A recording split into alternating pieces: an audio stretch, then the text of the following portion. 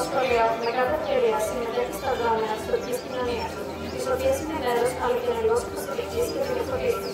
Στα πλαίσια των προγραμμάτων που υλοποιούνται την φετινή χρονιά, και θέλοντα να φέρει κοντά τη νέα γενιά με βηματικέ προσωπικότητε του παρελθόντος, που επηρεάζει τη ζωή του τόπου, μελετά και αναδεικνύει το έργο τη Διευθύντρια του Κλαρίνου, Βάιο Μαλιάρα. Όπως είναι γνωστό, ο Βάιος Μαλιάρας γεννήθηκε στο Βιλιατό το Μάρτιο του 1907 στη μουσική οικογένεια. Έχοντας στο πιάτο τους ύμνους της φύσης, δεν άρχισε να φερώσει τη δική του πλογέρα και να συναμιλήσει με τα πουλιά και τα ειδόνια. Αργότερα, έμαθε το κλαρίνο και γρήγορα άρχισε να παίζει σε νόμους και πανηγύρια. Πρώτα της περιοχής, μετά της Θεσσαλίας, αλλά και ευρύτερα.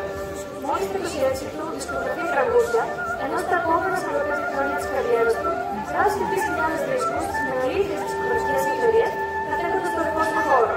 Συνεργάζεται με καταξιωμένους Γιώργο Κόρο, Ρόζα Στενάζη, Μίτσα Τσίτρα και παίζει με την Ελλάδα καθώς και για τους Έλληνες του εξωτερικού.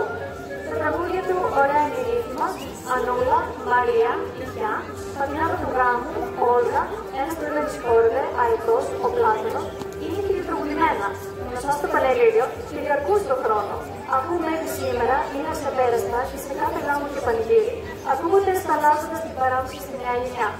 Ο Βάιος Μαλιάρας έφυγε από τη ζωή την πρωτοχρονιά του 1988 και οδηγήθηκε στην τελευταία του κατοικία, συνοδεία οργάνωμα με τους φίλους του μουσικούς που συνεργάστηκε στη μακρόχρονη μουσική του πορεία. Ο Πικετός προτίμησε δίνοντας το όνομά του στην πλατεία που βρισκόμαστε και αγωνιστικός λίγο στο κρατικό του κλίμα.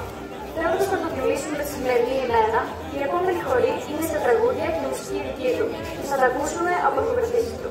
Κάθε Πικετινός καμαρώνει και αναφέρει το όνομά του σε κάθε ευκαιρία. Είναι από το Πιλιατό, το χωριό του Βάιο Μαλιάρα.